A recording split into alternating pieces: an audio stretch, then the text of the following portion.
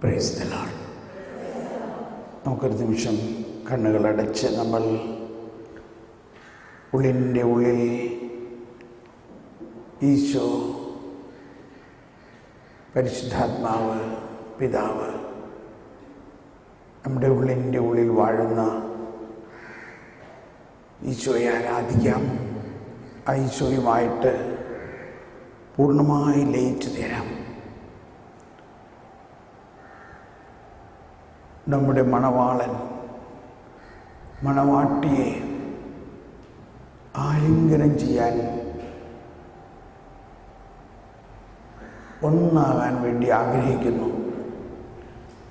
ഈശോ പറഞ്ഞു, നീ പ്രാർത്ഥിക്കുമ്പോൾ നിന്റെ മുറിയിൽ കടന്ന് കതകടച്ച് രഹസ്യത്തിൽ കാണുന്ന നിന്റെ പിതാവിനോട് പ്രാർത്ഥിക്കുവിൻ.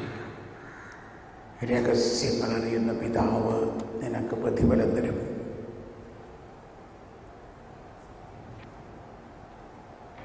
നീ പ്രാർത്ഥിക്കുമ്പോൾ നിന്റെ മുറിയിൽ കടന്ന്, നമ്മുടെ ഹൃദയത്തിൽ ഈശോ വസിക്കുന്നു. നമ്മുടെ ആത്മാവിൽ ഈശോ ലയിച്ചിരിക്കുന്നു. അതാണ് നമ്മുടെ ഭവനം. ആ മുറിയിൽ ഈശോ മാത്രമല്ല, പിതാവുണ്ട്, പരിശുദ്ധാത്മാവുണ്ട്. ആ മുറിയിൽ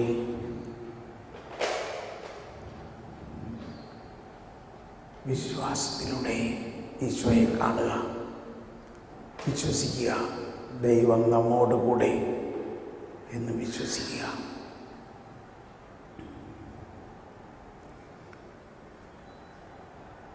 വിശുദ്ധ കുർബാനയിലൂടെയും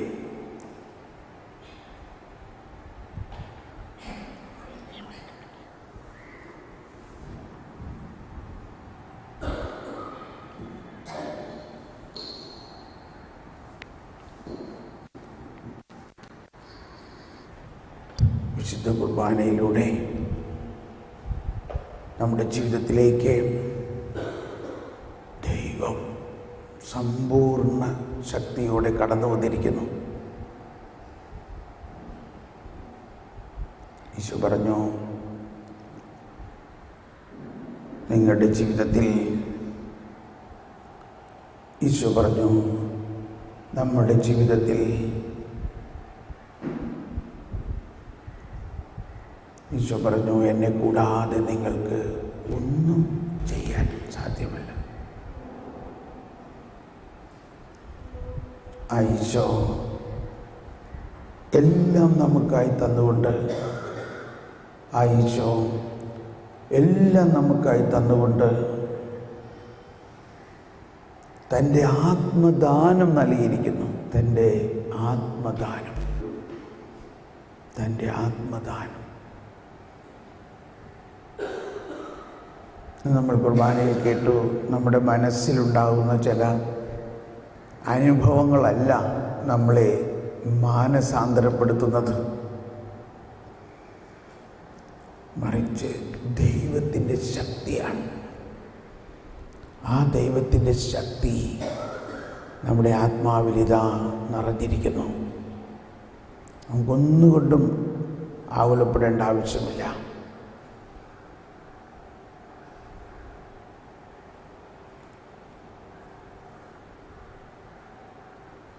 ഈശോയെ, നമ്മുടെ ഉള്ളിൽ വസിക്കുന്ന ഈശോയെ ഒന്ന് കാണുക. ഈശോയെ ഒന്ന് എന്നെ നോക്കുക. എനിക്ക് അങ്ങയെ കാണണം, എനിക്ക് അങ്ങയിൽ ലയിക്കണം. എന്നാൽ ഈശോയിൽ ലയിക്കുമ്പോൾ നമ്മുടെ ജീവിതത്തിൻ്റെ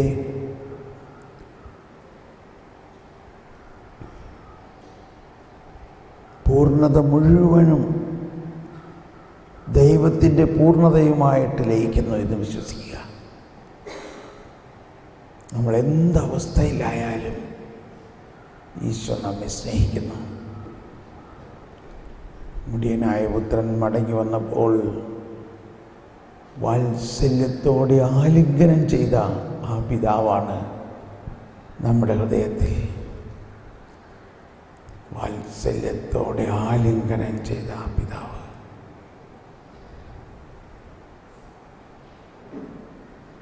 ദൈവത്തിൻ്റെ വാത്സല്യമാണ്. ആ വാത്സല്യമുള്ള പിതാവ്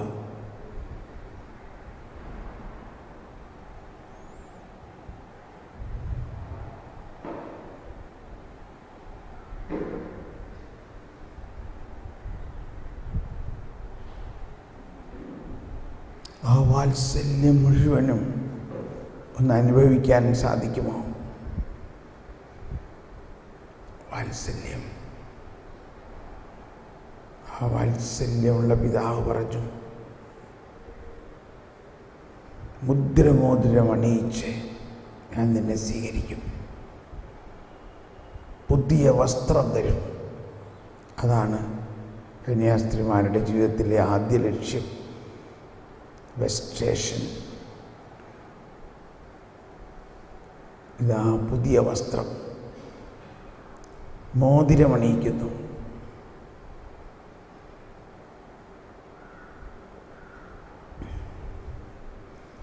മണവാട്ടിയായി മണവാളൻ സ്വീകരിക്കുന്നു.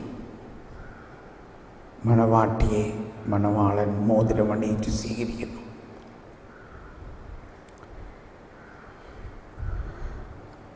പുതിയ പാദരക്ഷ തരുന്നു. ഇനി നീ നടക്കുന്ന പാതയിൽ നീ ഒരിക്കലും ഇനി തെറ്റി വീഴില്ല. വീഴാതിരിക്കുന്നതിന് തക്കതായ പാദരക്ഷ നൽകുന്നു. നമുക്കൊന്ന് സ്തുതിക്കാം, ചെറിയ സ്വരത്തിലൊന്ന് സ്തുതിക്കാം. ഈശോയെ സ്തോത്രം, യേശുവേ നന്ദി. എല്ലാവരും ഒന്ന് സ്തുതിക്കാം. യേശുവേ നന്ദി, യേശുവേ സ്തോത്രം, യേശുവേ നന്ദി. Hallelujah, hallelujah. യേശുവേ സ്തോത്രം, യേശുവേ നന്ദി. Hallelujah, hallelujah, hallelujah. യേശുവേ സ്തോത്രം, യേശുവേ നന്ദി. യേശുവേ സ്തോത്രം, യേശുവേ നന്ദി. യേശുവേ മഹത്വം, യേശുവേ ആരാധന. Hallelujah, hallelujah, hallelujah, hallelujah. ഒരിക്കൽ കൂടി ഉള്ളറയിലേക്ക് കടന്ന് ഈശോ പറഞ്ഞ വാക്ക് മത്തായിയുടെ സുവിശേഷം 6-ാം അധ്യായത്തിൽ 6-ാമത്തെ വചനമാണ്. മത്തായിയുടെ സുവിശേഷം 6-ാം അധ്യായത്തിൽ 6-ാമത്തെ വചനം. മത്തായിയുടെ സുവിശേഷം 6-ാം അധ്യായത്തിൽ 6-ാമത്തെ വചനത്തിൽ ഈശോ പറഞ്ഞു,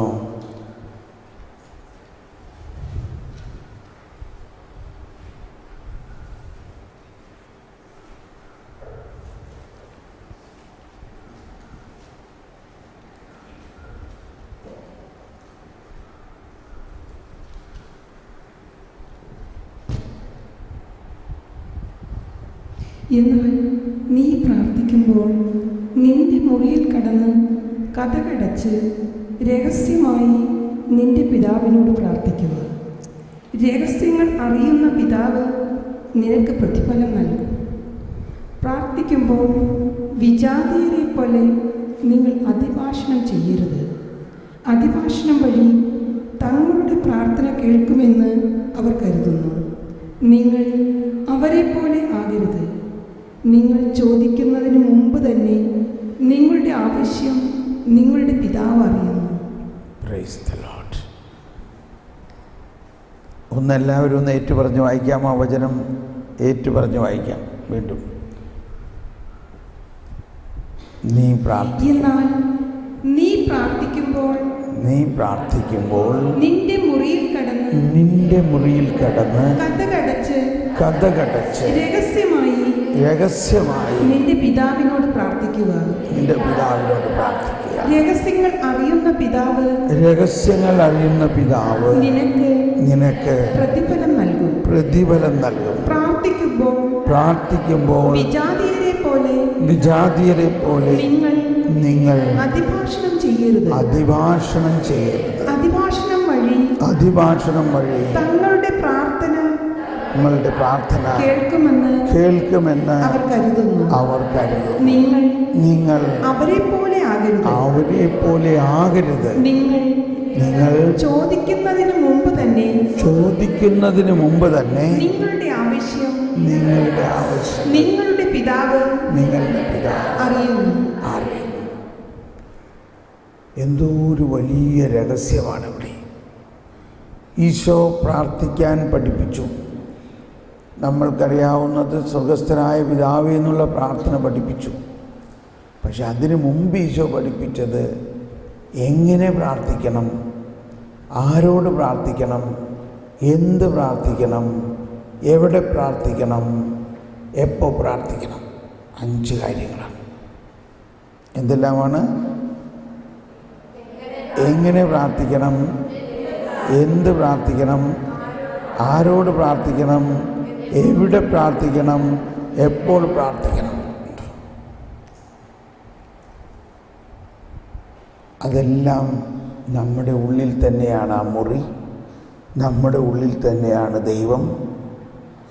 ഇനി ഒന്നുകൂടി കണ്ണടച്ച്, പുസ്തകം അടച്ചു വെച്ച് കണ്ണടച്ച്, ഉള്ളിൻ്റെ ഉള്ളിൽ ആ മുറിയിൽ പിതാവും പുത്രനും പരിശുദ്ധാത്മാവും ഉണ്ട്. ഇവിടെയാണ് ഇനി പ്രധാന ഒരു വിഷയം. നമ്മൾ സാധാരണ മെഡിറ്റേഷൻ എന്ന് പറയുമ്പോൾ എന്തെങ്കിലും ഒന്ന് കാണും, ഈശോയെ കാണും. നല്ല ഇടയനായിട്ടോ തിരുഹൃദയ ഈശോയൊക്കെ കണ്ട്, അല്ലെങ്കിൽ ഈശോയുടെ പീഡാനുഭവത്തെയൊക്കെ കണ്ട് പ്രാർത്ഥിക്കും. അങ്ങനെ ഇപ്പം ചെയ്യരുത്. ഇപ്പോൾ ഇത് മെഡിറ്റേഷൻ അല്ല, ഇത് കോണ്ടംപ്ലേഷനാണ്. അതായത് നമ്മുടെ ഉള്ളിൻ്റെ ഉള്ളിൽ വസിക്കുന്ന ഒരു വ്യക്തി, അതൊരു തത്വമല്ല, അതൊരു സത്യമാണ്. സത്യം. ആ വ്യക്തി ത്രിത്വമായ വ്യക്തി, അതിൽ 3 ആളുകളുള്ള പിതാവും പുത്രനും പരിശുദ്ധാത്മാവും നമ്മുടെ ഉള്ളിലുണ്ട്. എന്നാൽ അവർ അദൃശ്യമാണ്, നമുക്ക് ദൃശ്യമല്ല. വിശ്വാസത്തിലൂടെ മാത്രമേ നമുക്ക് അവരെ കാണാൻ പറ്റുകയുള്ളൂ. വിശ്വാസം എന്നത് കാണപ്പെടാത്തത് ഉണ്ട് എന്ന ബോധ്യമാണ്. അതുകൊണ്ട് നമ്മുടെ ഉള്ളിൽ എന്തെങ്കിലും ചിത്രം ഈശോയെക്കുറിച്ച് ഇപ്പോൾ വരുന്നുണ്ടെങ്കിൽ അത് മാറ്റിവെക്കുക. ഈശോയെ, നീ ചിത്രത്തിലൂടെ അല്ല, നീ ആത്മാവാണ്, നീ വ്യക്തിയായിട്ട് എൻ്റെ ഉള്ളിലുണ്ട്. ആ ബോധ്യത്തിലേക്ക് വരിക. ഈശോയെ,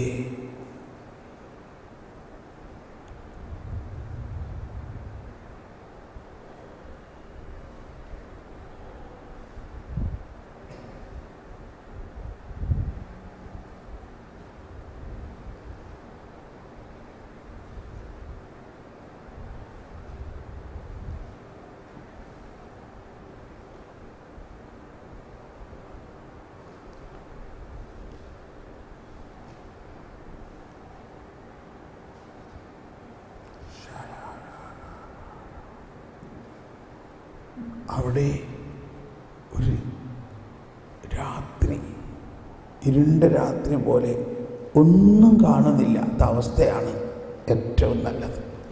ഒന്നും കാണുന്നില്ല. അവിടെ ആരുണ്ട്?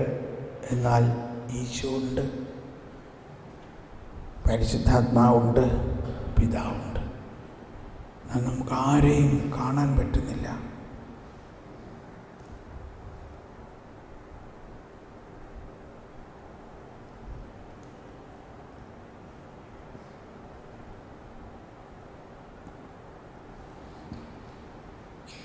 വിശ്വാസത്താൽ ക്രിസ്തു നമ്മുടെ ഹൃദയത്തിൽ വസിക്കുന്നതിനും എന്നാണ് പൗലോസ്ലീഹ എഫേസ്യർക്കാർക്ക് ഇത് ലേഖനം 3:16 പറഞ്ഞത്. Then Christ may dwell in our heart through faith. വിശ്വാസത്താൽ ക്രിസ്തു നമ്മുടെ ഹൃദയത്തിൽ വസിക്കുന്നതിന്. ഒഴിച്ചോയെ,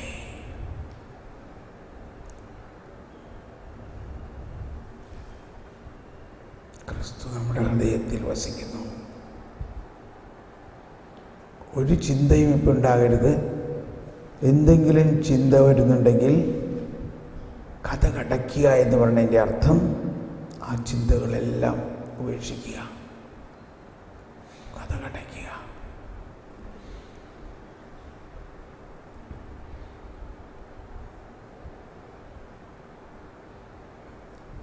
ഒന്നും ചിന്തിക്കരുത്, ഒന്നും ആഗ്രഹിക്കരുത്, ഒന്നും ചോദിക്കുകയും വേണ്ട. സ്നേഹം മാത്രം, ഒരാധ്യാത്മിക പ്രേമം. ആ മണവാളനെ, നമ്മുടെ ആത്മാവായ മണവാട്ടി, ദൈവാത്മാവായ മണവാളനെ പ്രേമിക്കുന്നു, സ്നേഹിക്കുന്നു. നാം സ്നേഹിക്കുന്ന ആൾക്ക് നമ്മളെ തന്നെ അങ്ങ് കൊടുക്കുന്നു, നമുക്കുള്ളതെല്ലാം കൊടുക്കുന്നു.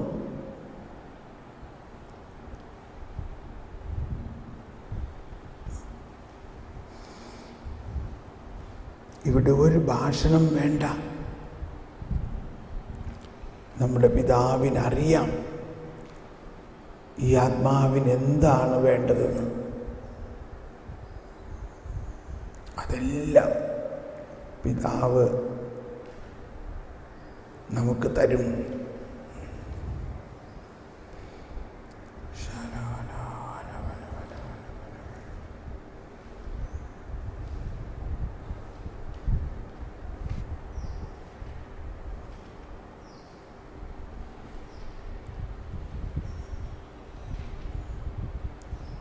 നമുക്കൊന്നുകൂടി സ്തുതിക്കാം. യേശുവേ നന്ദി, യേശുവേ നന്ദി, യേശുവേ നന്ദി, യേശുവേ നന്ദി.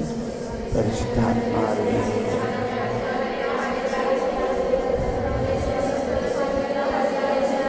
യേശുവേ നന്ദി, യേശുവേ സ്തോത്രം, യേശുവേ മഹത്വം, യേശുവേ സ്തുതി, യേശുവേ സ്തുതി, യേശുവേ സ്തുതി, യേശുവേ സ്തുതി, യേശുവേ. ഈ ഒരു ലയനത്തിൻ്റെ അവസ്ഥയിലേക്ക് നമ്മൾ